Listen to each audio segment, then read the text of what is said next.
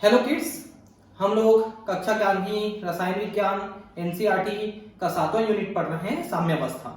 जिसके पिछले पहले वीडियो में मैंने आपको भौतिक प्रक्रियाओं में साम्यावस्था के बारे में बताया है। अब हम आगे इसको बढ़ाएंगे और पढ़ेंगे रासायनिक प्रक्रमों में साम्यावस्था। तो देखिए, बहुत सारे रासायनिक प्रक्रम होते हैं जिनमें प्रक्रियाएं दोनों दिशाओं में चलती हैं। पहले प्रक्रिया आगे की ओर फॉरवर्ड दिशा में अग्रगामी होता है कुछ देर के लिए।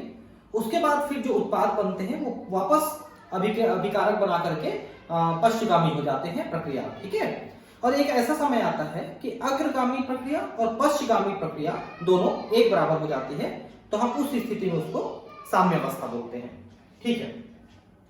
यह पहले ही बताया जा चुका है कि बंद निकाय में की जाने वाली रासायनिक अभिक्रियाएं अंततः साम्यावस्था की स्थिति में पहुंच जाती हैं। ये अभिक्रियाएं भी अग्रिम तथा प्रतीप दिशाओं में संपन्न हो सकती है। तो प्रक्रिया आगे भी जा सकती है और पीछे भी जा सकती है। जब अग्रिम एवं प्रतीप अभिक्रियाओं की दरें समान हो जाती हैं, तो अभिकारकों तथा उत्पादों की सांद्रता स्थिर रहती है। यहां पर भी स्थिति लगभग वैसे ही है जैसे कि हम भौतिक साम्यावस्था में पढ़े हैं। यह रासायनिक साम्य की अवस्था है। यह गतिक साम्यावस्था अग्र अभिक्रिया जिसमें अभिकारक उत्पाद में बदले जाते हैं तथा प्रतीप अभिक्रिया जिसमें उत्पाद मूल अभिकारक में बदल जाते हैं से मिलकर संपन्न होती है। तो मैंने आपको पहले भी बताया है कि अगर साम्यावस्था में कोई प्रक्रिया है तो इसका मतलब वो स्थितिक अवस्था में नहीं है, वो गतिज अवस्था में है। मतलब अग्रगामी प्रक्रिया और पश्चगामी प्रक्रिया दोनों प्रक्रियाएं बराबर गति से चल रही हैं, इसलिए वो साम्यावस्था में मानी जाती है। ठीक है। इसे समझने के लिए हम निम्नलिखित उत्क्रमणीय अभिक्रिया पर विचार करते हैं कि इसमें अभिकारक हैं ए और बी जो कि उत्पाद बनाते हैं सी और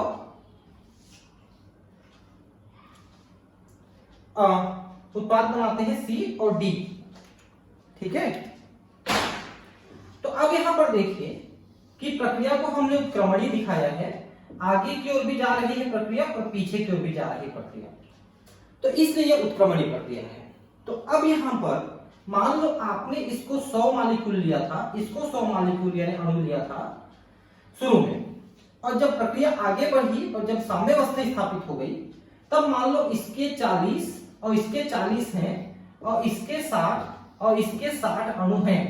इसका मतलब है कि यह प्रक्रिया जो है करीब 60% पूर्ण होने के बाद साम्यावस्था स्थापित होती है। ठीक है। मतलब कि साम्यावस्था में प्रक्रिया कितनी पूर्ण हुई थी, फिर साम्यावस्था स्थापित हुई। ये हमने भौतिक प्रक्रिया में भी देखी और यहाँ पर रासायनिक प्रक्रिया में भी हम इस चीज को देख रहे हैं। समय बीतने के साथ अभिकारक ए तथा बी की सांद्रता घटती है, उत्पादक सी तथा डी की सांद्रता बढ़ती है, संचयन होता है। अग्र अभिक्रिया की दर घटती जाती है और प्रतीप अभिक्रिया की दर बढ़ती जाती है। तो जैसे जैसे समय बीतेगा, आगे की ओर जाने वाली प्रक्रिया धीमी और पीछे की ओर जाने वाली प्रक्रिया तेज होने लगी और एक समय आएगा कि दोनों प्रक्रिया बराबर हो जाएगी, वहां पर साम्यावस्था स्थापित हो जाती है। जब दोनों अभिक्रियाओं की दर समान हो जाती है, ऐसी स्थिति में निकाय में साम्यावस्था स्थापित हो जाती है। यही साम्यावस्था सी तथा डी के बीच अभिक्रिया कराकर भी प्राप्त की जा सकती है। दोनों में से किसी भी दिशा से इस साम्यावस्था की प्राप्यता संभव है।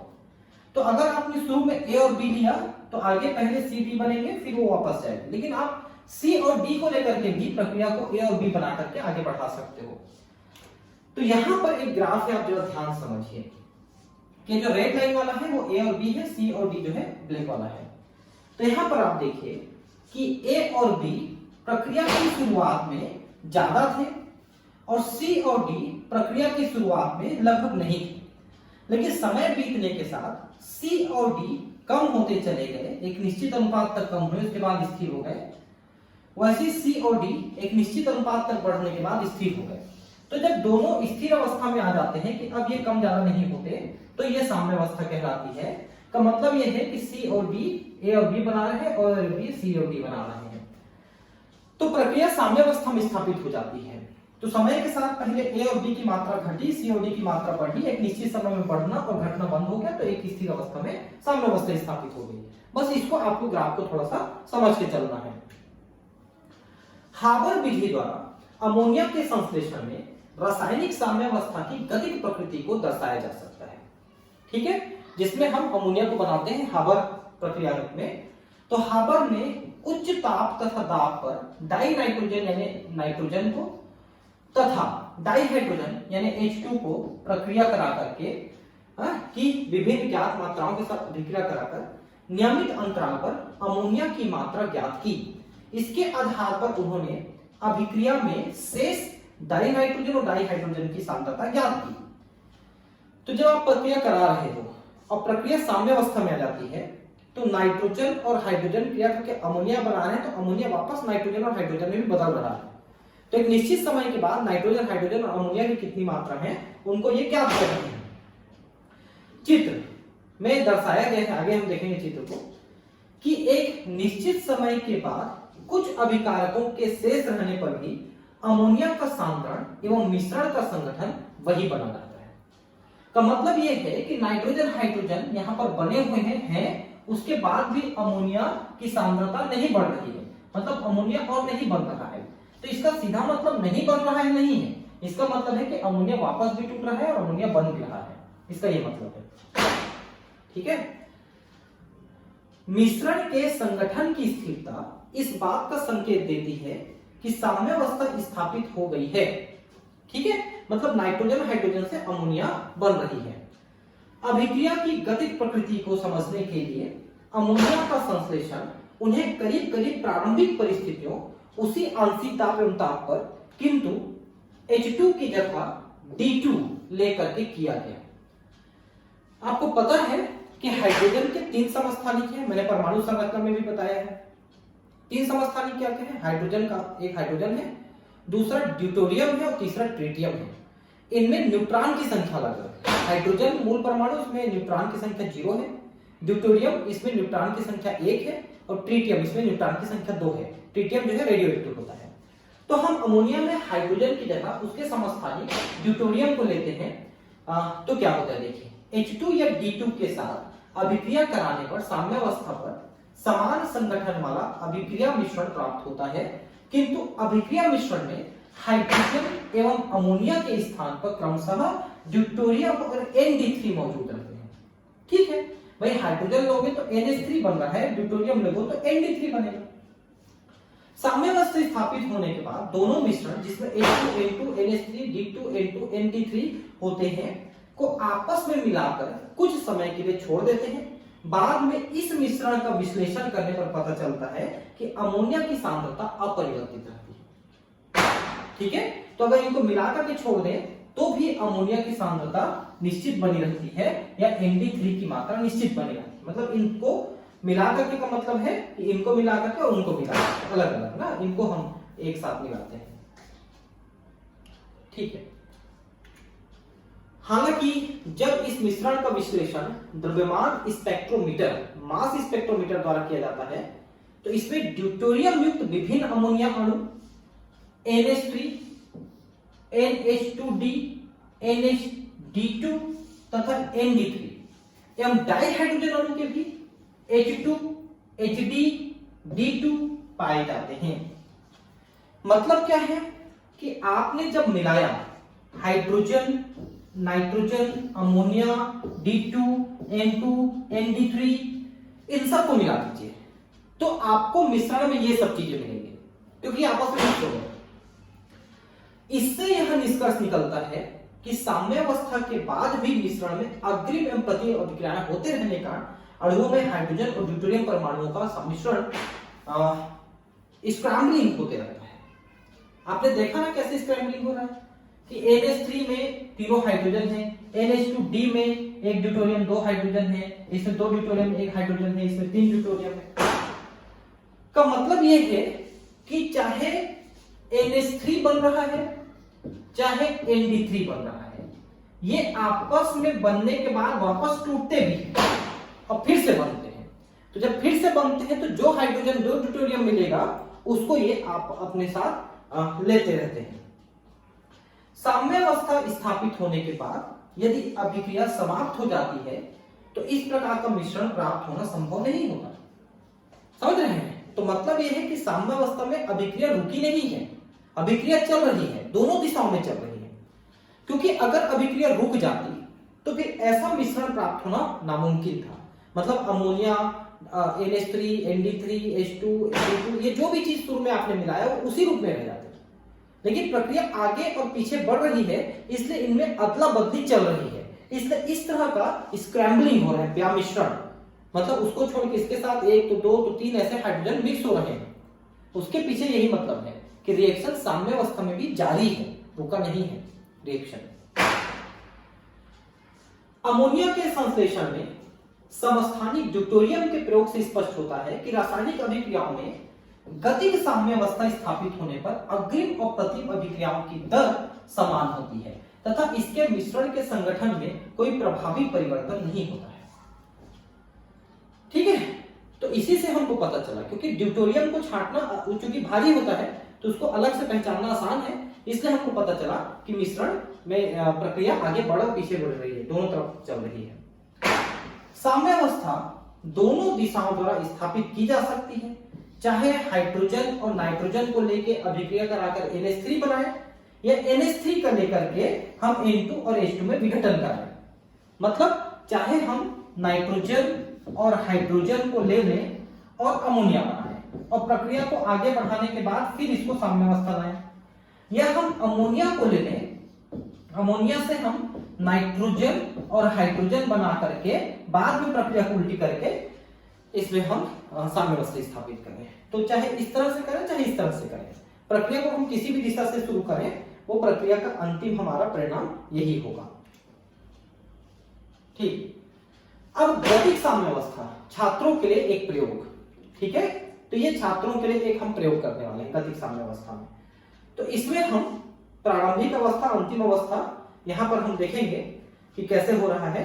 तो हम ये एक जो मेजरिंग फ्लास्क है उसको हम लेते हैं और उसमें इस प्रक्रिया को हम कराने वाले हैं। ठीक है, तो कैसे कराएंगे अभी मैं बताऊंगा, पहले हम इसके टेक्स्ट को पढ़ लेते हैं ताकि आपको इसलिए समझ में आ जाए कि हम क्या कराना चाहते हैं। ठीक है, देखिए, भौतिक या रासायनिक अभिक्रियाओं में साम्यावस्था की प्रकृति हमेशा गतिक होती है। मतलब साम्यावस्था मैंने शुरू से कहा है कि साम्यावस्था हमेशा गतिक होती है, ये बात मैंने शुरू से बताया है आपको। ठीक है, रेडियो एक्टिव समस्थानिकों के प्रयोग द्वारा इस तथ्य को प्रदर्शित किया जा सकता है, किंतु किसी विद्यालय की प्रयोगशाला में प्रदर्शित करना संभव नहीं है, क्योंकि रेडियो एक्टिव केमिकल्स पे काम करना बहुत डिफिकल्ट होता है।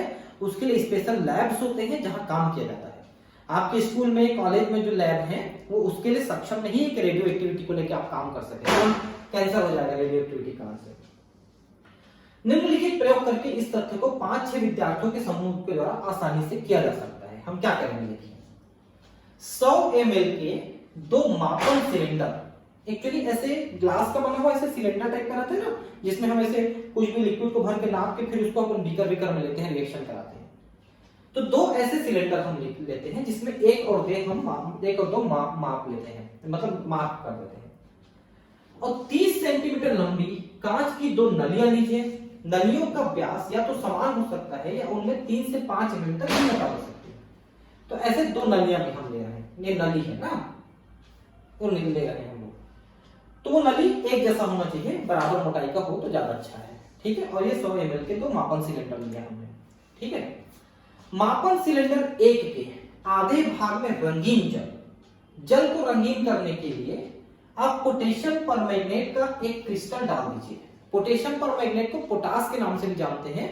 जैसे इसको पानी में डालेंगे घुल के लाल रंग बनाता है, उसको डाल के हम रंगीन कर लेंगे पानी को, और सिलेंडर 2 को खाली रखते हैं। सिलेंडर 1 में नली तथा सिलेंडर 2 में दूसरी नली रखते हैं, दोनों में एक एक नली को, कांच की नली को डाल देते हैं। सिलेंडर 1 वाली नली के ऊपरी छिद्र को अंगुली से बंद करें एवं इसके निचले हिस्से में भरे गए जल को सिलेंडर 2 में डालें। ठीक है, हम क्या कर रहे हैं, देखिए कि इसमें हम नली को डुबा दिए, तो नली में यहां तक पानी चढ़ गया अपने आप, फिर ऊपर से ऐसे दबा करके इसको निकाले और इसमें रख के छोड़ दिए, तो कुछ पानी इसमें आ गया, रंगीन पानी। फिर हम इस प्रक्रिया को दोहराते हैं। ठीक है, ठीक। लेकिन इस नली को एकदम नीचे तक ले जाने ध्यान रखेंगे छोड़ते समय हर बार, ठीक है। सिलेंडर 2 में रखी नली का प्रयोग करते हुए उसी प्रकार सिलेंडर 2 से सिलेंडर 1 में जल स्थानांतरित करें, ठीक है। पहले हम 1 से 2 में ले गए, फिर 2 से 1 में लाए, फिर 1 से 2 में ले जाएंगे, फिर 2 से 1 में लाएंगे, ऐसा हम बार बार करेंगे, ठीक है। इस प्रकार दोनों नलियों की सहायता से सिलेंडर 1 से 2 में और 2 से 1 में रंगीन जल बार बार तब तक स्थानांतरित करते हैं जब तक दोनों सिलेंडरों में रंगीन जल का स्तर समान न हो जाए, ठीक है। अब देखिए क्या करना है। जब ये भरा हुआ था आधे से ज्यादा और ये खाली था, उस समय जब हम इसमें से इसमें ले गए तो इसमें जो नली था यहां तक पानी ले जाके हम इसमें डाले। अब इसमें डालने के बाद मान लो पानी यहां तक चढ़ा, पहली बार डाले तो अब इसमें डली हुई नली से हम इसी तरह से पानी ले गए, इस नली से कितनी पानी जाएगी, मतलब मान लो कि इसमें से पानी जब इसमें ले गए तो मान लो कि 5 ml पानी गया और 5 ml से ये यहां तक चढ़ा। अब इसमें से जब इसमें ले जाएंगे तो मान लो 1 ही ml आया, तो मतलब रिएक्शन अभी इस दिशा में चालू हुआ, आप ये कह सकते हैं। और इस दिशा में भी चालू हुआ, लेकिन इधर की रिएक्शन रेट कम है, इधर 5 बन रहा है तो इधर 1 बन रहा है, अब ऐसा समझिए। फिर बार बार जब इस प्रक्रिया को दोहराए तो ये कम होता चला गया और ये बढ़ता चला गया, मतलब पहली बार में 5 गया, दूसरी बार में 4 जाएगा, तीसरी बार में 3 जाएगा, ऐसा जाएगा। ये पहली बार में 1 गया, दूसरी बार में 2 गया, ऐसा बढ़ता जाएगा।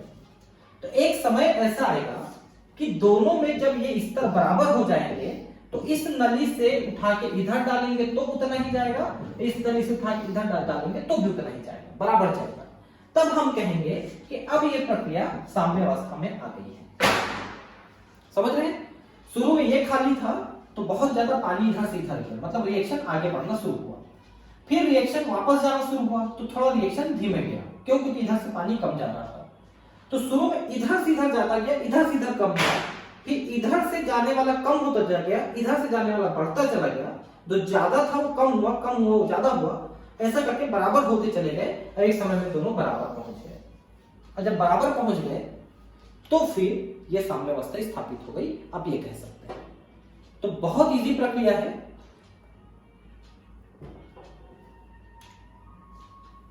ठीक है। यदि इन 2 सिलेंडरों में रंगीन विलयन का स्थानांतरण एक से दूसरे में कर दे तो इन सिलेंडरों में रंगीन जल के स्तर में अब कोई परिवर्तन नहीं होगा। जब दोनों के स्तर बराबर होंगे तो यहां से वहां से यहां जाएंगे तो बराबर ही आएगा जाएगा, इससे कोई परिवर्तन नहीं होगा। यदि इन 2 सिलेंडरों में रंगीन जल के स्तर को हम क्रमशः अभिकारक एवं उत्पादों के सामरण के रूप में देखें तो हम कह सकते हैं कि यह प्रक्रिया इस प्रक्रिया की गतिक प्रकृति को इंगित करता है, जो रंगीन जल का स्तर स्थायी होने पर भी जारी रहता है। यदि हम इस प्रयोग को विभिन्न व्यास वाली 2 नलियों की सहायता से कराएं तो हम देखेंगे कि इन 2 सिलेंडरों में रंगीन जल के स्तर भिन्न होंगे, इन 2 सिलेंडरों में रंगीन जल के स्तर में अंतर भिन्न व्यास की नलियों के कारण से होता है। तो हमने अभी दोनों नली बराबर लिया है, इसलिए ये प्रक्रिया बराबर चली और ये बराबर स्तर में पहुंचेगी। लेकिन मान लो कि हम अगर इधर की नली को ज्यादा मोटा लें और इधर की नली को पतला लें और प्रक्रिया कराएं तो फिर इधर का ये ज्यादा हो जाएगा और इधर का ये कम हो जाएगा पानी, और फिर साम्यावस्था स्थापित होगी। अगर दोनों नली को संभाल लेते हैं तो फिर ये बराबर स्तर में रहेगा साम्यावस्था, ये मतलब है। ठीक है। तो ऐसा इसलिए है कि मान लो कि इसको हम अभिकारक लेते हैं और ये उत्पाद है, तो दोनों की प्रक्रिया बराबर चलेगी तो दोनों का लेवल सेम रहेगा। पहले ये 100 लिए थे, ये 0 था, और जब सामने स्थापित हुआ तो ये 50 तो ये 50 हुआ। ये तब हुआ जब स्पीड रिएक्शन दोनों बराबर हुए। लेकिन अगर उधर की स्पीड ज्यादा हो जाए तो वो ज्यादा होने के बाद साम्यावस्था, मान लो ये 40 रह जाएगा और ये 60 रह जाएगा, ये 70 हो जाएगा, ये 30 हो जाएगा, तब साम्यावस्था। कोई जरूरी नहीं कि 50-50 पे ही साम्यावस्था स्थापित हो। और रिएक्शन की दर, मतलब अभिक्रिया की दर और वहां पर की जो वातावरणीय कंडीशन है, स्थिति है, उसके आधार पर वो निर्धारित होगा। मान लो ताप दाब आप बढ़ाते हो घटाते हो तो फिर ये प्रक्रिया घट बढ़ जाएगी। तो सिंपल है, साम्यावस्था को देखने के लिए आप एक छोटी सी प्रक्रिया कर सकते हो। ठीक है। तो ये हार्बर अभिक्रिया में जो हमने अभी कुछ देर पहले पढ़ा था उसका एक ग्राफ यहाँ पर छूटा हुआ था, वो यहाँ पर आ गया है। मैं थोड़ा सा इसको पहले लगाना था, मुझे भूल गया मैं, कोई बात नहीं है। तो देखिए, नाइट्रोजन और हाइड्रोजन मिलकर के अमोनिया बनाते हैं हार्बर प्रक्रिया के द्वारा। तो आप देख सकते हैं कि शुरू में हाइड्रोजन और नाइट्रोजन लिया आपने, अमोनिया शुरू में 0 था, ये बनना शुरू हुआ तो ये बढ़ता चला गया थोड़ा सा अमोनिया, इसलिए हाइड्रोजन और नाइट्रोजन थोड़े कम होते चले गए और अमोनिया थोड़ा बढ़ गया। देखिए आप एक विषय ध्यान दीजिए कि अमोनिया 0 से बढ़ा, इसका गैप ज्यादा है, लेकिन हाइड्रोजन जितना कम हुआ इसका गैप थोड़ा कम है देखिए, और नाइट्रोजन का गैप तो और कम है, क्योंकि नाइट्रोजन 1 यूज हो रहा है तो हाइड्रोजन 3 यूज हो रहा है, तो इसलिए हाइड्रोजन थोड़ा ज्यादा कम हुआ, नाइट्रोजन थोड़ा कम कमी हुआ, और इनकी कमी के बराबर ये अमोनिया यहाँ पर बना। तो दो चीजें मिलकर अमोनिया को बना रहे हैं, इसलिए अमोनिया थोड़ा ज्यादा स्पेस लिया है, हाइड्रोजन थोड़ा ज्यादा स्पेस और नाइट्रोजन थोड़ा कम स्पेस लिया है। ठीक है, इस ग्राफ में ठीक है। तो नाइट्रोजन और हाइड्रोजन को मिलाकर आप अमोनिया बनाइए, या अमोनिया को विघटित करके अमोनिया नाइट्रोजन और हाइड्रोजन बनाइए। ठीक है, इसी प्रकार की हम अभिक्रिया हाइड्रोजन और आयोडीन को मिला के हाइड्रोजन आयोडाइड यानी हाइड्रो आयोडाइड गैस हम बनाते हैं।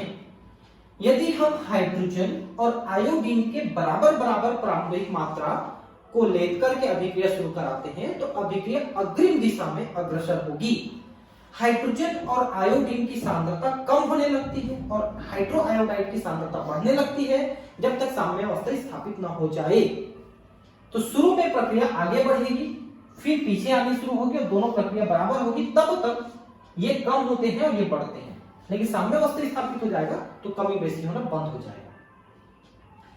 अगर हम HI से शुरू कर अभिक्रिया को विपरीत दिशा में होने दें तो HI की सांद्रता, अब मान लो इसको उल्टा कर लो कि HI से शुरू करो और हाइड्रोजन और आयोडीन बनाओ, तो HI शुरू में कम होता चला जाएगा, फिर वापस बनता चला जाएगा, जब प्रक्रिया बराबर हो जाएगी तो फिर वो साम्यावस्था में स्थापित हो जाएगी। ठीक है, तो HI की सांद्रता कम होने लगी, H2I2 की सांद्रता तब तक बढ़ती रहेगी जब तक साम्यावस्था स्थापित ना हो जाए। इसका ये मतलब ये देखिए, तो शुरू में आपने देखिए यहां पर हाइड्रोजन और आयोडीन लिया, ठीक है, तो हाइड्रोजन और आयोडीन कम होते चले गए और हाइड्रोजन आयोडाइड बढ़ता चला गया। ठीक है, क्योंकि वो बनता चला गया और हाइड्रोजन और आयोडीन कम होते चले गए दोनों। तो आखिरी में आप देखेंगे कि हाइड्रोजन और आयोडीन बहुत कम हो गए और हाइड्रोजन आयोडाइड बढ़ता चला गया। अब जहां पर भी साम्यावस्था स्थापित होगा तो वो वहां पर स्टेबल हो जाएगा, इससे आगे वो नहीं बढ़ेगा। ठीक है, स्टेबल हो जाएगा, साम्यावस्था हो जाएगा, तो किसी एक दिशा में ही वो मतलब दोनों दिशा में ही वो बराबर चलने लगेगा साम्यावस्था में, तो आगे की प्रक्रिया नहीं मिलेगी आपको साम्यावस्था में। यदि निश्चित आयतन में हाइड्रोजन आयोडीन के परमाणुओं की कुल संख्या वही हो जो चाहे हम शुद्ध अभिकारकों से अभिक्रिया शुरू करें तो शुद्ध उत्पादों से वही साम्यावस्था परिश्रम प्राप्त होगा। तो चाहे आप हाइड्रोजन और आयोडीन की मिला के हाइड्रो आयोडाइड बनाए या हाइड्रोजन आयोडाइड को तोड़ के हाइड्रोजन और आयोडीन बनाए, दोनों में आपको साम्यावस्था वैसे ही मिलेगा। जैसे शुरू में मान लो आपने हाइड्रोजन आयोडाइड लिया और उनको तोड़ के हाइड्रोजन और आयोडीन बनाया, तो शुरू में ये ज्यादा था, ये कम होता चला गया, और शुरू में ये कम थे तो ये बढ़ते चले गए। और वैसे ही अगर आपने शुरू में हाइड्रोजन और आयोडीन लिया और हाइड्रोजन आयोडाइड बनाया, तो शुरू में हाइड्रोजन आयोडीन ज्यादा थे, ये 0 था, ये बढ़ता गया, ये घटता गया, और दोनों साम्यावस्था में। तो चाहे आप प्रक्रिया को इस दिशा से ले जाएं, चाहे इस दिशा से ले जाएं, ये प्रतीक अभिक्रिया है और ये अग्रिम अभिक्रिया है। तो किसी भी दिशा से आप चालू करें अभिक्रिया को, आपकी साम्यावस्था उसी पॉइंट पे आके स्थापित होगा दोनों बार में, ये कहना है इसका। ठीक है, अब है रासायनिक साम्यावस्था का नियम तथा साम्यावस्था स्थिरांक। अब स्थिरांक हम ज्ञात करेंगे। ठीक है, साम्यावस्था में अभिकारकों एवं उत्पादों के मिश्रण को साम्य मिश्रण कहते हैं। मतलब क्या कि मान लो शुरू में आपने 50-50 मॉलिक्यूल अभिकारकों के लिए शुरू में ये 0-0 उत्पाद बने थे, जब साम्यावस्था स्थापित हुआ तो इसका मान लो 20 बचा, इसका 20 बचा, इसका 30 बना और इसका 30 बना, तो अब इन सब का एक मिश्रण प्राप्त हुआ। जब ये साम्यावस्था स्थापित हो गई तो अब ये कम ज्यादा नहीं होगा, ये 20-20 और 30-30 स्टेबल हो जाएंगे। तो ये साम्यावस्था जब स्थापित हो जाएगा तो इन सब का जो मिश्रण रहेगा, जिसमें ये भी 20-20 है और ये भी 30-30 है, इनका मिश्रण को साम्य मिश्रण कहते हैं। इसको मैं पहले भी डिफाइन कर चुका हूं पहले वीडियो में। एकक के इस भाग में, मतलब साम्य अवस्था वाले जो चैप्टर है हमारा, उसके इस भाग में साम्य मिश्रण के संगठन के संबंध में अनेक प्रश्नों पर हम विचार करेंगे और कई प्रकार की गणितीय इसमें गणना हम करेंगे। एक साम्य मिश्रण में अभिकारक तथा उत्पादों की सांद्रताओं में क्या संबंध है? ठीक है, साम्य अवस्था में अभिकारक कितने बन रहेंगे, उत्पाद कितने बन चुके रहेंगे, उनमें क्या संबंध हम स्थापित करेंगे। प्रारंभिक सांद्रताओं से साम्य सांद्रताओं को कैसे ज्ञात किया जा सकता है। तो जब हम साम्य अवस्था स्थिरांक बता देते हैं और प्रारंभिक सांद्रता बता देंगे तो अंतिम सांद्रता भी हम बता पाएंगे। साम्य मिश्रण के संगठन को कौन से कारक परिवर्तित कर सकते हैं, यह भी हम देखेंगे कि क्योंकि अगर कारक आप बदल देते हो, ताप दाब को आप चेंज करते हो, तो साम्य अवस्था स्थिरांक बदल जाएगा, साम्य अवस्था बदल जाएगी वहां पर। ठीक है, औद्योगिक दृष्टि से उपयोगी रसायन जैसे हाइड्रोजन, अमोनिया, कैल्शियम ऑक्साइड के संश्लेषण के लिए, कैल्शियम ऑक्साइड में तो चूना है ना, ध्यान रखना। ठीक है, इसको पानी में डालेंगे तो कैल्शियम हाइड्रोक्साइड बनेगा। इनके संश्लेषण के लिए आवश्यक शर्तों का निर्धारण कैसे किया जा सकता है। जब आप इन चीजों को बना रहे हैं तो आप कैसे निर्धारित करेंगे कि ज्यादा मात्रा में हम कोई पदार्थ को बना पाए, ये आप कैसे निश्चित कर पाएंगे। क्योंकि अगर आपको ये चीजें बनानी है, अमोनिया बनाना है, चूना बनाना है, तो आप परिस्थितियों को कैसा रखेंगे कि ये चीजें ज्यादा आसानी से, ज्यादा मात्रा में आराम से बन सके, कम खर्चे में, उनको निर्धारित करेंगे, इसका कहना है। इन प्रश्नों के उत्तर के लिए हम निम्नलिखित सामान्य उत्क्रमणीय अभिक्रियाओं पर विचार करेंगे। ये देखिए ए और बी है, उत्क्रमणीय अभिक्रिया सी डी बना रहे हैं। यहां इस संतुलित समीकरण में ए और बी अभिकारक है, सी और डी उत्पाद है। अनेक उत्क्रमणीय अभिक्रियाओं के प्रायोगिक अध्ययन के आधार पर नॉर्वे के रसायनज्ञ के कैटो मैक्समिलियन गुलबर्ग, काफी लंबा नाम है, कैटो मैक्समिलियन गुलबर्ग एवं पीटर वाजे, हम इसको वेग पढ़ते हैं, पीटर वेज या वाजे, वेज पढ़ते हैं या वाजे, ने सन 1864 में, मतलब ये दो साइंटिस्ट कौन कौन से, कैटो मैक्समिलियन गुलबर्ग और पीटर वाजे, नॉर्वे के हैं, ने 1864 में प्रतिपादित किया कि किसी मिश्रण में सांद्रताओं को निम्नलिखित साम्य समीकरण द्वारा दर्शा सकते हैं। इसमें उत्पादों का गुणनफल बटा अभिकारकों का गुणनफल, ये बराबर होता है साम्य स्थिरांक Kc। C मतलब केमिकल रिएक्शन, ठीक है, यहां Kc साम्य स्थिरांक है तथा दाईं ओर का व्यंजक साम्य स्थिरांक व्यंजक कहलाता है। इधर वाला साम्य स्थिरांक व्यंजक हुआ, ये साम्य स्थिरांक व्यंजक हुआ और ये साम्य स्थिरांक है। ठीक है, इस साम्य समीकरण को द्रव्य अनुपाती क्रिया का नियम, लॉ ऑफ मास एक्शन भी कहा जा सकता है। मास एक्शन, द्रव्य अनुपाती क्रिया का मतलब कि जब हम द्रव्य को, अभिकारक को लेते हैं तो उनका अनुपात क्या लेंगे, तो उसी अनुपात के आधार पे उत्पाद बनेंगे, उसको हम द्रव्य अनुपाती नियम में पढ़ेंगे। ठीक से गुलबर्ग और वाजे द्वारा प्रतिपादित सुझावों को अच्छी तरह समझने के लिए एक मुंह बंद पात्र में 731 केल्विन पर गैसीय हाइड्रोजन और गैसीय आयोडीन के बीच अभिक्रिया पर विचार करें। 731 केल्विन मतलब 273 घटा दो तो करीब करीब ये 460-65 डिग्री के आसपास आएगा, उतने में हम प्रक्रिया करा रहे हैं। ठीक है, इस अभिक्रिया का अध्ययन विभिन्न प्रायोगिक परिस्थितियों में 6 प्रयोगों के द्वारा किया गया। देखिए, हाइड्रोजन और आयोडीन को मिला के हाइड्रो आयोडाइड बना रहे हो, इसका 1 मोल, इसका 1 मोल, इसका 2 मोल ले रहे हैं। ठीक है, पहले 4 यानी कि 1, 2, 3 और 4 प्रयोग में प्रारंभ में बंद पात्रों में केवल गैसीय हाइड्रोजन और गैसीय आयोडीन थे। प्रत्येक मतलब 6 प्रयोग किए गए तो 4 में पात्र में हाइड्रोजन और आयोडीन थे। प्रत्येक प्रयोग हाइड्रोजन और आयोडीन की विभिन्न सांद्रता के साथ किया गया। कुछ समय बाद बंद पात्र में मिश्रण के रंग की तीव्रता स्थिर हो गई, अतः साम्य अवस्था स्थापित हो गई। मतलब हाइड्रोजन आयोडीन को आप विभिन्न मात्रा में लिए हो अलग अलग पात्र में, तो कुछ समय बाद देखते हो कि सभी पात्र में जो रंग बदल रहे थे हाइड्रोजन आयोडीन के मिश्रण से हाइड्रोजन आयोडाइड बन रहे थे, तो आयोडीन का कलर डाउन हो रहा था, तो वो कलर डाउन होना रुक गया, अर्थात साम्यावस्था स्थापित हो गई। अन्य दो प्रयोग, पहले 4 में हमने किया, फिर 5वें और 6वें में केवल गैसीय HI लेकर प्रारंभ किए गए। मतलब हम प्रक्रिया को दोनों दिशाओं में करके देख रहे हैं। हाइड्रोजन और आयोडीन को मिलाकर हाइड्रोआयोडाइड बना रहे हैं 4 चेंबर में, और 2 चेंबर में हम सिर्फ HI को ले रहे हैं और उसको तोड़ करके हाइड्रोजन और आयोडीन बना रहे हैं। इस प्रकार विपरीत अभिक्रिया से साम्यावस्था स्थापित हुई है। सारणी 7.2 में इन सभी 6 प्रयोगों के आंकड़े दिए गए हैं। ठीक है, ये देखिए। ठीक, तो ये 6 प्रयोग देखिए। शुरू में 1, 2, 3, 4 प्रयोग। 4 प्रयोग में आप दोनों जो चेंबर है उसमें हाइड्रोजन और आयोडीन के कितनी मात्राएं लिए। तो शुरू में हमने हाइड्रोजन और आयोडीन तो लिया, लेकिन शुरू में HI नहीं था। इन चारों में देखिए 0 0 0 हुआ। 4 में हाइड्रोजन आयोडीन नहीं लिया था आपने शुरू में सिर्फ हाइड्रोजन और आयोडीन लिया था, हाइड्रो आयोडाइड नहीं लिया था।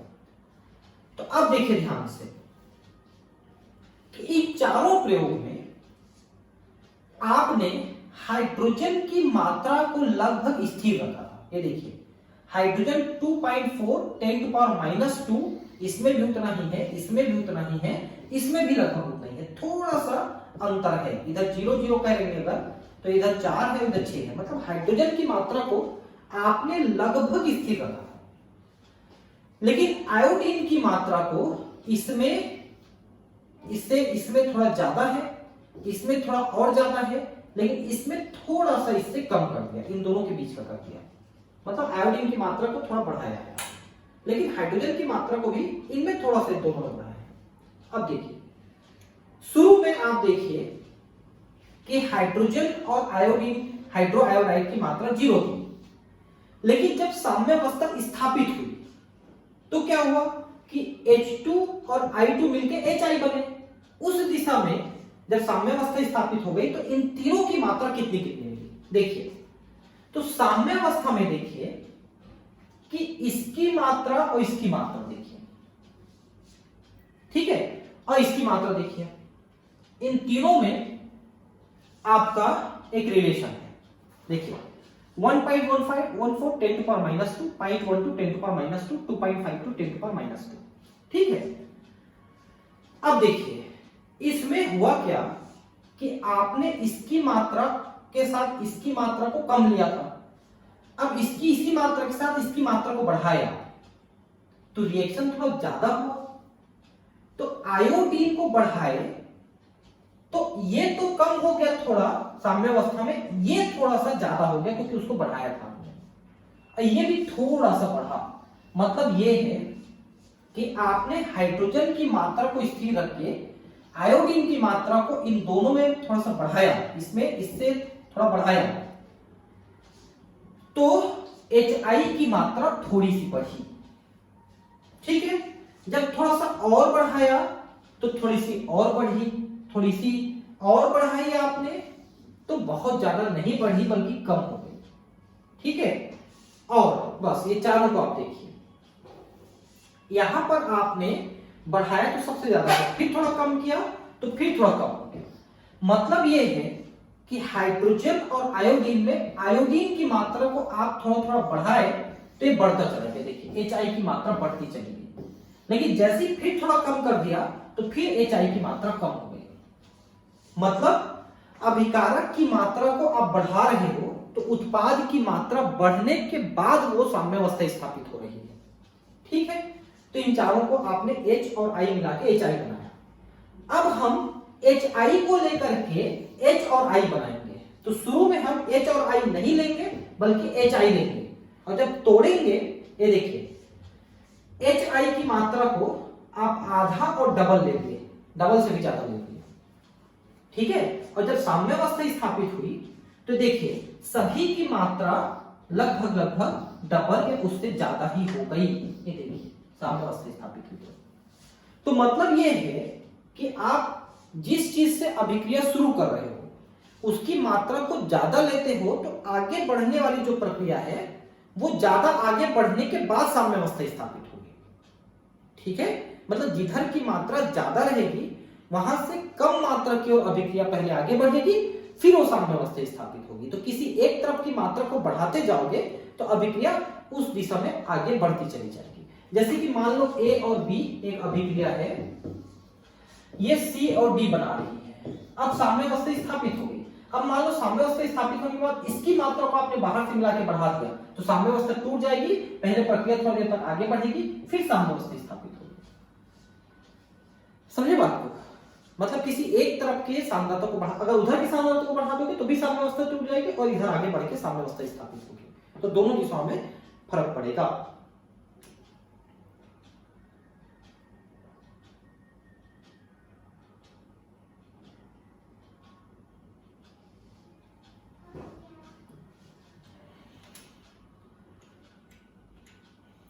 ठीक है,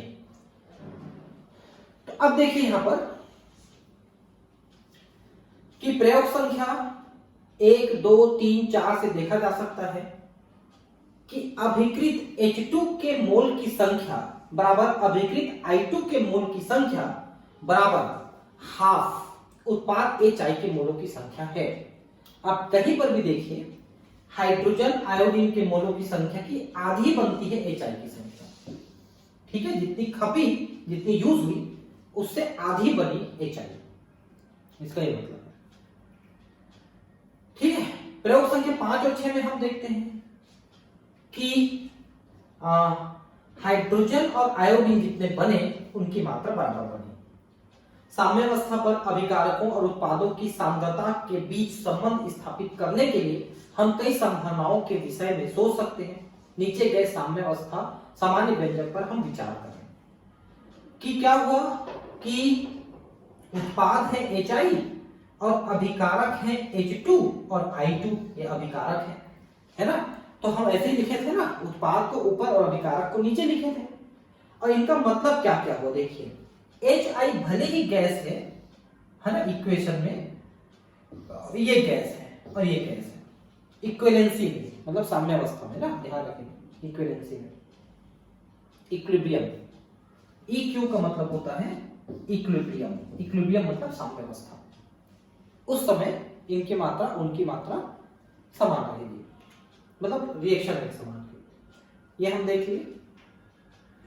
अभिकर्मकों के सामने सांद्रता संबंधी व्यंजक, ठीक है, H2I2 + 2HI, ठीक है। अब इसमें कुछ प्रक्रियाएं, कुछ अब ये किए गए हैं। ये सारणी है 7.3, तो इसमें क्या क्या किया गया देखिए कि हमने यहां पर देखिए HI बटा H2I2 लेकर के हमने प्रयोग किया और HI² बटा H2I2 लेके प्रक्रिया किया। ठीक है, तो हमको ये रिजल्ट मिले, ठीक है, और ये रिजल्ट मिले। अब इनके बारे में हम बात करते हैं कि HI और HI² इन दोनों में क्या अंतर हुआ। सारणी में दिए गए आंकड़ों की सहायता से हम अभिकारक उत्पादों की साम्यावस्था सांद्रता को उपरोक्त व्यंजक में रखें तो उस व्यंजक का मान स्थिर नहीं बल्कि भिन्न भिन्न होगा। सारणी 7.3, यदि हम निम्न व्यंजक लें तो देखिए HI² ले रहे हैं अपन और H2 और I2 ले रहे हैं, तो इसमें मान बदल के देखिए HI² लिए है ना, तो हम पाएंगे कि सभी 6 प्रयोगों में यह व्यंजक स्थिर मान देता है, जैसे सारणी 7.3 में दिखाया गया है। ये देखिए, आप इसमें देखिए कि जब HI लिए HI² नहीं लिए तो इनका मान बदल गया। सभी वो जो 6 अभिक्रिया हमने किए थे इससे पहले, उसमें हम HI लेंगे तो सबका रिएक्शन साम्यावस्था स्थिरांक अलग लगा रहा है, लेकिन HI² लेते हैं तो स्थिर आ रहा है। पता है क्यों?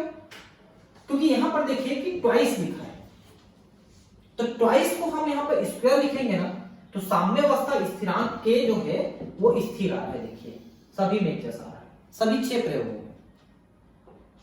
तो जिसमें साम्यावस्था स्थिरांक स्थिर रहेगा वो ज्यादा सही फार्मूला बनेगा।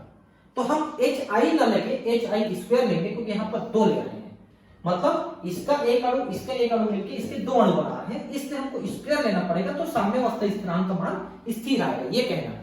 अगर हम इसको 2 नहीं लेते हैं, स्क्वायर नहीं लेते हैं, तो साम्यावस्था स्थिरांक अलग अलग आएगा, और स्थिरांक अलग अलग आएगा, स्थिरांक कैसे होगा? वो तो गलत हो गया ना, अस्थिरांक हो गया। स्थिरांक तो एक होना चाहिए। ये देखिए स्थिरांक एक आ रहा है लगभग लगभग एक आना है, थोड़ा बहुत चेंज हो सकता है, एकदम माइन्यूट तो कोई उसका मतलब नहीं। ठीक है, तो HI² लेंगे अपन। हम पाएंगे कि सभी छह प्रयोगों में व्यंजक स्थिर मान लेता है, जैसे कि दिखाया गया है। यह देखा जा सकता है कि इस व्यंजक में अभिकारकों एवं उत्पादों के सांद्रणकों में घात का मान वही है जो रासायनिक अभिक्रिया के समीकरण में लिखे उसके रस समीकरण मितीय गुणांक स्टोइकियोमेट्रिक कोएफिशिएंट है। जैसे आपने 2HI लिखा था, वो उसी को 2 को जो है स्टोइकियोमेट्रिक कोएफिशिएंट कहा है कि उसके रिएक्शन में जो उसके सामने लिखा गया ये रस समीकरण मितीय गुणांक स्टोइकियोमेट्रिक कोएफिशिएंट ये लिखा गया है 2, उसको हमने उसके घात में लिखा है, HI के घात में। साम्यावस्था में इस व्यंजक के मान को साम्यावस्था स्थिरांक कहते हैं तथा इसे Kc से दिखाते हैं। इस प्रकार अभिक्रिया H2+I2 = 2HI के लिए Kc अर्थात साम्यावस्था स्थिरांक को इस रूप में लिखा जा सकता है, और वह है HI² H2 और I2। उस स्क्वायर को लगाना जरूरी है, तब आपका स्थिरांक सही आएगा। उपरोक्त दिए गए व्यंजक सांद्रता के पादांक के रूप में जो इक्विलिब्रियम लिखा गया है EQ, वह सामान्यतः नहीं लिखा जाता है, क्योंकि यह माना जाता है कि Kc के व्यंजक में सांद्रता का मान साम्यावस्था पर ही है। तो इक्विलिब्रियम शब्द को नहीं भी लिखोगे तो भी चलेगा, क्योंकि ये चीजें हम साम्यावस्था में ही, इक्विलिब्रियम मतलब साम्यावस्था में ही लेते हैं। अतः EQ को हटा दीजिए तो HI² H2 I2 को हम लिख सकते हैं। ठीक है, और ये GG जो लिखा है इनको भी आप हटा देंगे तो कोई ज्यादा फर्क नहीं पड़ता है। पादांक C जो Kc में लिखा है इंगित करता है कि Kc का मान सांद्रण के मात्रा मोल पर लीटर में व्यक्त किया जाता है, क्योंकि साम्यावस्था स्थिरांक Kc C फ्रॉम कॉन्सेंट्रेशन, और कॉन्सेंट्रेशन को मोल प्रति लीटर में व्यक्त किया जाता है। कॉन्सेंट्रेशन मतलब सांद्रता। दिए गए किसी ताप पर अभिक्रिया उत्पादों की सांद्रता एवं अभिकारकों की सांद्रता के गुणनफल का अनुपात स्थिर रहता है।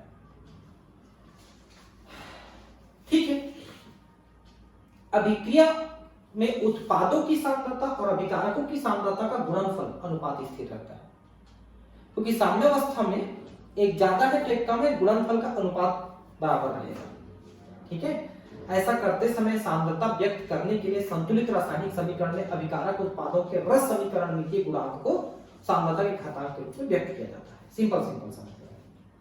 तो इसलिए अभिक्रिया अगर हम जैसे कि स्मॉल a लिखा है, जैसे मान लो कि 2a लिखे अपन प्लस 3b लिखे इक्वल टू 2c प्लस है ना 3d ऐसा लिखे, तो ये जो 2 है उसको स्मॉल a, 3 को स्मॉल b, इसको स्मॉल c, इसको स्मॉल d ऐसा लिखा है, तो उनको घात में लगा देंगे। देखिए ये घात में लगा दिए 2 3 2 3 4 जो भी लिख रहा है उसको घात में लगा दिए, तो अब Kc का मान एकदम करेक्ट आएगा आपका। तो Kc के मान में उसको घात के रूप में, ये जो स्टोइकियोमेट्रिक कोएफिशिएंट है रस समीकरण मितीय मतलब समीकरण में जो उनकी सांद्रता को, उनके मोलों की संख्या को दर्शाने वाली जो अंक है उसको हम इसके घात में लिखेंगे, उसका ये मतलब है। अभिक्रिया उत्पाद C और D अंश में तथा अभिकारक A और B हर में लेते हैं, मतलब ऊपर उत्पाद और नीचे अभिकारक लेते हैं। ठीक है, प्रत्येक सांद्रता उदाहरण C और D आदि को संतुलित अभिक्रिया में रस समीकरण मितीय अनुपात गुणांक के घातांक के रूप में व्यक्त किया जाता है।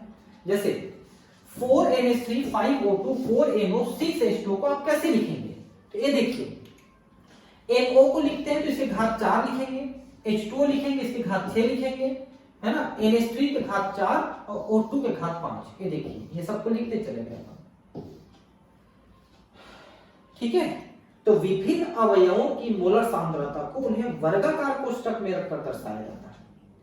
तो ध्यान रखेंगे कोष्ठक जो है बड़े कोष्ठक का प्रयोग करेंगे, वो लिख रहा है।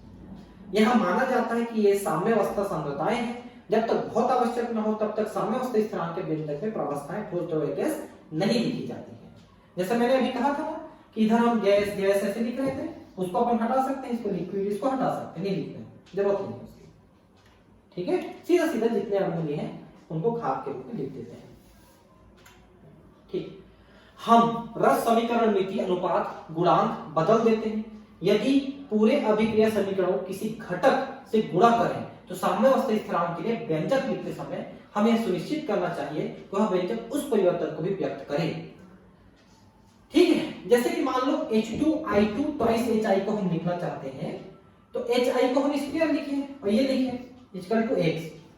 तो प्रति अभिक्रिया 2HI H2I2 के लिए साम्यावस्था स्थिरांक उसी ताप पर इस प्रकार होगा और हम लिखेंगे H2I2 बटा HI का स्क्वायर और 1/x इक्वल टू 1/Kc, क्योंकि पहले Kc लिखे थे तो Kc ये अपास ये लिखेंगे, डेस लिखेंगे। ठीक है, तो ये इस प्रकार से हम Kc अपास ये 1/Kc लिख करके हम इसको दिखाएंगे। ठीक है, तो ये दोनों चीजों को आप ध्यान रखेंगे। तो प्रक्रिया आगे बढ़ रही है और पीछे आ रही है, दोनों एक दूसरे के अपोजिट नेचर के हैं और बराबर मात्रा में रहेंगे।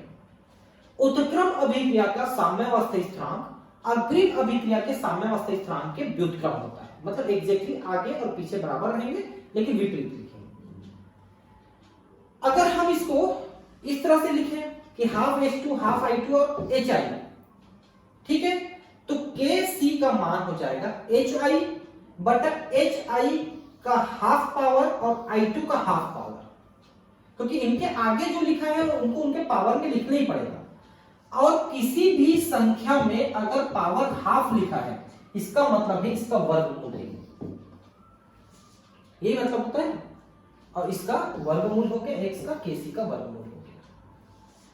इस प्रकार यदि हम समीकरण 7.5 पीछे को n से गुणा करें, 7.5 ये इसको हम n से गुणा कर दें तो सभी n से गुणा हो जाएंगे, इधर भी इधर भी। ठीक है, मान लो ये n है ये n है तो 2n हो जाएगा, इसका ये मतलब। ठीक है, तो n से गुणा करें तो अभिक्रिया देखिए NH2 NI2 तो 2NHI हो जाएगा और इसके साम्यावस्था स्थिरांक का मान Kc के पावर n हो जाएगा और सभी में n जोड़ जाएगा। इन परिणामों को 7.4 में सारांशित किया गया है। ये देखिए है ना कि AA BB CC के स्थिरांक Kc है, उल्टा लिखेंगे तो ये इस तरह से लिखेंगे अपन, है ना, और अगर इसमें n लिख देंगे और तो फिर ये इस तरह से लिखेंगे तो इसके पावर n हो जाएगा। इसका ये मतलब है। यह ध्यान रखना चाहिए कि Kc और Kc डैश के आंकिक मान भिन्न होते हैं, इसलिए यह आवश्यक है कि साम्य अवस्था स्थिरांक का मान लिखते समय संतुलित रासायनिक समीकरण का उल्लेख करें। ठीक है, अब ये एक एग्जांपल हम पढ़ लेते हैं, इसके बाद इसको आज खत्म करेंगे। उदाहरण 500 केल्विन पे नाइट्रोजन हाइड्रोजन से अमोनिया बनाने के दौरान साम्यावस्था में निम्नलिखित सांद्रताएं प्राप्त हुई। तो N2 इतना है मोलर, हाइड्रोजन इतना है और NH3 इतना है। ठीक है, साम्यावस्था स्थिरांक की गणना करें। तो सबसे पहले तो आपको फार्मूला याद होना चाहिए कि N2 और थ्राइस H2 मिलकर ट्वाइस NH3 बनाते हैं। ठीक है, तो इनमें जितना जितना दिया है तो नाइट्रोजन तो उतना ही लेंगे, हाइड्रोजन को 3 से गुणा करेंगे और अमोनिया को 2 से गुणा करेंगे और उसको मान को रख देंगे। ठीक है, तो ये देखिए अमोनिया को 2 से मतलब वो पावर देंगे, नाइट्रोजन को और हाइड्रोजन को 3 से पावर देंगे। तो जो मान हमने रखा है उनका आप मान रखेंगे तो आपका मान आ जाएगा 1.6 10 to power 3, 1.06 10 to power 3, ये साम्यावस्था स्थिरांक का मान आ जाएगा। तो आपको सिर्फ इतना ध्यान रखना है कि पावर में आपको वो लिखना है जो उसके स्टोइकोमेट्रिक कोएफिशिएंट में लिखा हुआ है और जितना मान दिया है उसको रख दीजिए सीधा सीधा। उदाहरण दूसरा है 800 केल्विन पर नाइट्रोजन ऑक्सीजन मिलके NO गैस बना रहे हैं, इसके सांद्रता ये है दिया हुआ है, तो Kc का मान क्या करें। ठीक है, तो सीधा सीधा आप इसको और इसको नीचे और उसको ऊपर रख के उसके पावर 2 लिख देंगे। ये देखिए पावर 2 और जो मान दिया है उसको रख दीजिए, कैलकुलेट करिए 0.622 आ रहा है इसका आंसर। ठीक, बाकी चीजें नेक्स्ट क्लास में। Thank you.